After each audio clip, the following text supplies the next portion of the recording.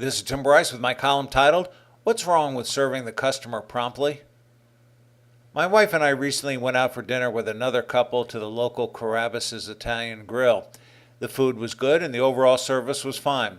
However, at the end of the meal, our waitress disappeared. As I waited, I grew impatient and leaned over the table and whispered to my friend, "The customer should never have to wait to pay the bill." "What do you mean by that?" my friend asked. I explained the waitress had no idea what our plans were. We may have had tickets to see a movie or had some other commitment. From this perspective, it was just plain rude to keep the customer waiting. More than that, though, there were people waiting to be seated, and if our waitress had processed the check properly, they could turn the table and serve more people. In other words, from a business perspective, they would make more money. Evidently, our waitress couldn't have cared less. I might understand if she presented the bill and allowed us to finish our coffee and chat, but this was not the case. I guess I'm old school when it comes to serving the customer.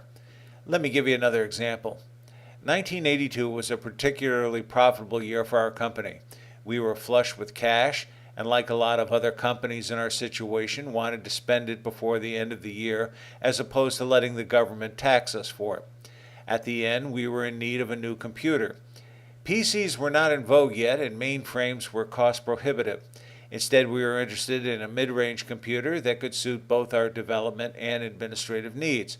After considerable investigation, we settled on a DEC VAX, an 11750 with the VMS operating system, from Digital Equipment Company in Massachusetts. A fine machine with a good reputation for reliability and service. Keep in mind, such computers back then were high-ticket items costing thousands of dollars. There was just one problem with the computer. We couldn't buy it. True, we had plenty of money, but we had difficulty finding a salesman to take our order. The last week of the year is always bad in terms of people taking time off between Christmas and New Year's Eve. But a big company like DEC should have someone around, right? Wrong. We ended up speaking to a salesman who was more interested in the holiday break than in selling us a computer.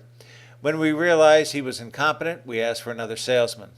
The second rep said he could take the order and would begin the paperwork in terms of setting us up as a customer and performing a credit check on us, which would take several weeks to complete. This was unacceptable, so we had to make additional calls to find the right person, a sales manager. We explained to the manager we had spoken to his underlings who didn't seem to comprehend our situation. We said, "Look, it's simple. You've got a computer on your docks which we want to purchase. We will send you a certified check by overnight mail, if you can process the contract and ship the product within 24 hours. The salesman sensed the urgency of the matter and understood the necessity for acting promptly, as he did not want to lose the sale. "Can do, sir," was his response. We processed the check accordingly and promptly received the computer from DEC. All of the bureaucratic problems as described by the DEC underlings never materialized, and everybody was happy with the transaction, all because the DEC sales manager knew how to take some initiative and conquered all of the obstacles in the way. The underlings were not sensitive to our problem and frankly couldn't care less if we ever got the machine. Fortunately, we found someone who possessed a sense of urgency and wanted to keep the customer happy. Another problem I've seen lately is the laissez-faire attitude of shipping products to the customer.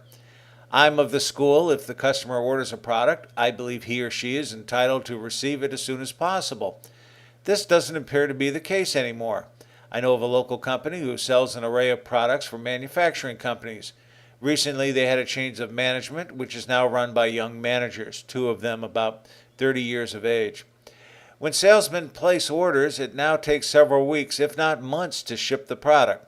Such irresponsible processing of orders has already cost them the loss of some rather large customers, yet they are as ambivalent about it as our waitress. To make matters worse, the company automated their inventory system over the last few years. Unfortunately, the clerks are behind in processing orders, and the staff in the warehouse rarely updates it. Consequently, they no longer know how much product they have on hand, where it is located in the warehouse, and whether a back order is required. This is obviously not rocket science, but the general attitude is, who cares? It is this mentality that bothers me most. If you order something, it should be promptly shipped, and why I believe The customer should never have to wait to pay the bill. So, what is wrong with serving the customer promptly? Nothing. It is just good business to do so. Friends, keep the faith. This is Tim Bryce in Palm Harbor, Florida. Follow me on the internet at timbryce.com.